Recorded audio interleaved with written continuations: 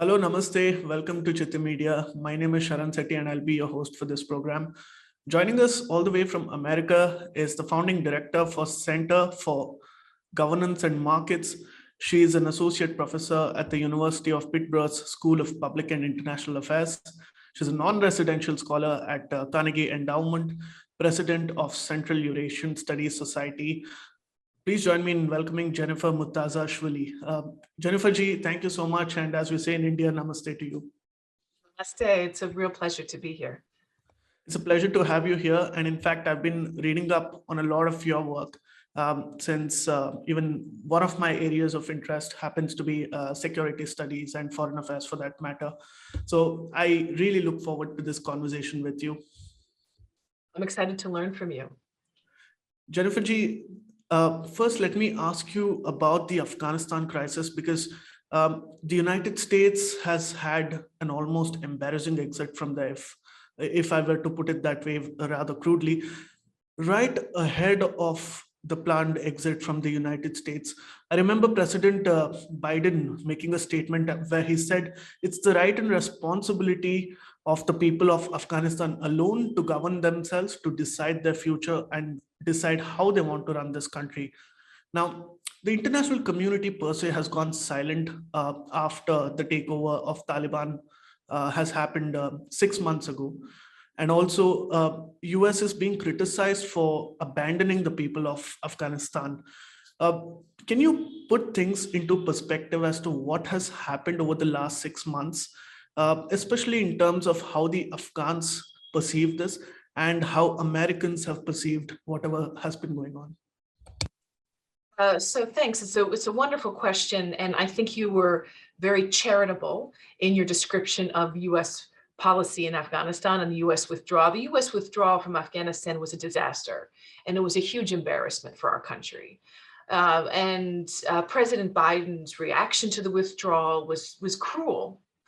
And he has shown actually nothing but cruelty about the people of Afghanistan, to be honest, since he's come to power. And I was never under any illusion that President Biden would stay. I knew when he was elected, he would get the troops out. He was very consistent about this from the time he was vice president.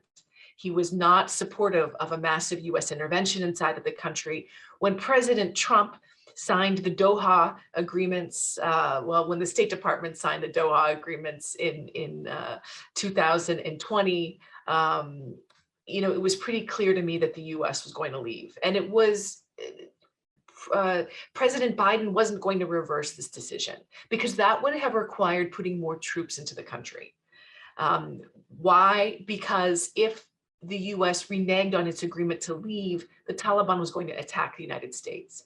And this is something that President Biden wasn't willing to deal with. So I was certain the US was going to leave. And in fact, I favored US withdrawal from Afghanistan for the simple reason, but not for ideological reasons, very practical reasons, is that the longer the US was there, the worse the outcomes were for the people of Afghanistan.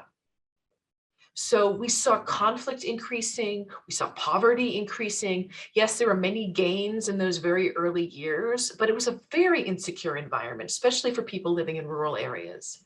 Mm-hmm. And so what have we seen 6 months later? We've seen a big transformation in many positive ways and many negative ways.